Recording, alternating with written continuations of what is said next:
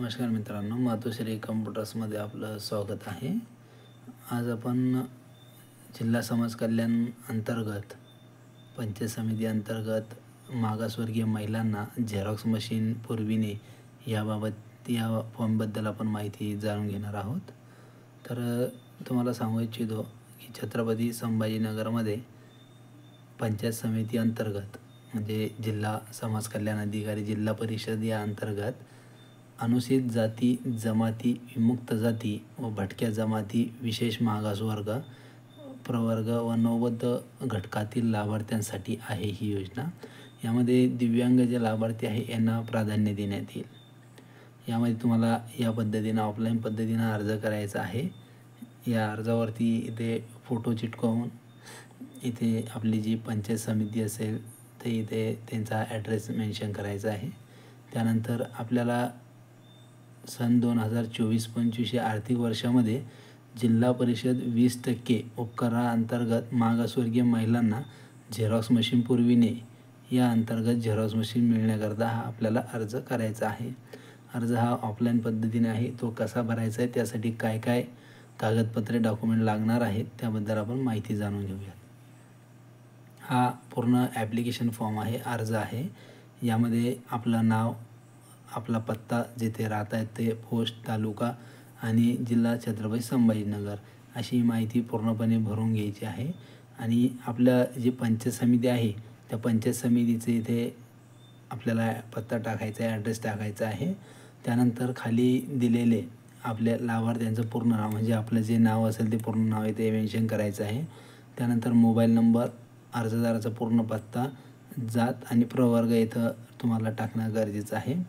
त्यानंतर इथे दिलेलं आहे अर्जदार दारिद्र्य रेषेखालील कुटुंबाचा सदस्य आहे काय असल्याबाबत प्रत जोडावी. म्हणजे जे काय तुमच्याकडे डॉक्युमेंट असतील ते तुम्हाला इथे जोडायचे आहेत.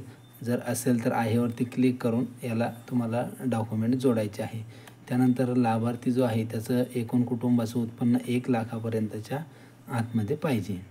त्यानंतर उत्पन्नाचा दाखला हा सक्षम अधिकारी तहसीलदार यांचा असणं गरजेचं आहे. त्यानंतर ग्रामसेवक यांनी दिलेला रहिवासी दाखला किंवा स्वयंघोषणापत्र हे जोडलेलं पाहिजे. त्यानंतर जागेबाबत म्हणजे आपण जिथे व्यवसाय करणार आहात त्या जागेबाबत ग्रामसेवक यांनी दिलेला दाखला.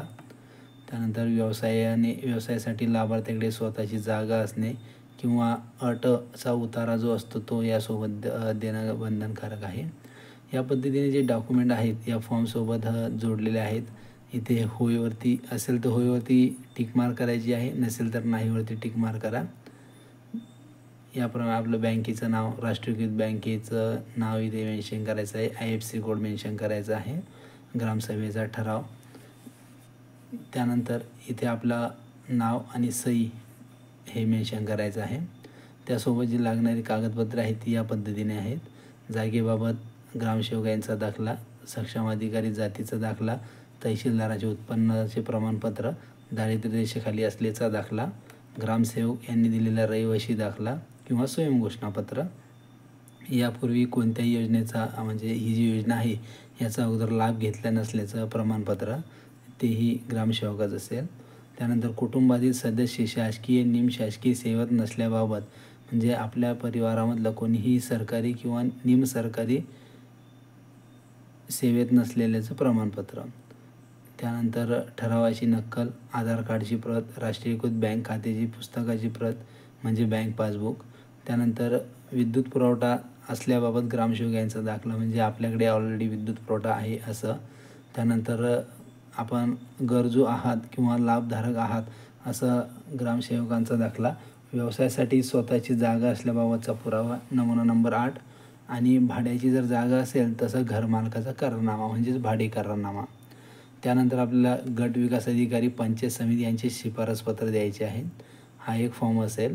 त्यानंतर लाभ न घेतल्याचं प्रमाणपत्र जिथे ग्रामसेवक ही सही शिक्का तुम्हाला घ्यायचा आहे. शासकीय निमशासकीय सेवेत नसल्याचे प्रमाणपत्र, दाखला, स्वयंघोषणापत्र. लाभधारक गरजू व पात्र असल्याबाबतचं ग्रामसेवक यांचे प्रमाणपत्र, दाखला. आणि त्यानंतर आहे व्यवसायासाठी विद्युत पुरवठा असल्याबाबतचे प्रमाणपत्र, जागेबाबत ग्रामसेवक यांनी दिलेलं प्रमाणपत्र इत्यादी. हे 5 प्रकारचे आपल्याला डॉक्युमेंट यामध्ये ॲड करायचे आहेत. आणि फॉर्म आपल्याला जमा करायचा आहे. माहिती कळल्यास व्हिडिओला नक्कीच लाईक करा, शेअर करा आणि सबस्क्राईब करा. या प्रकारच्या नवीन माहिती मिळवण्यासाठी चॅनलला सबस्क्राईब करा. धन्यवाद.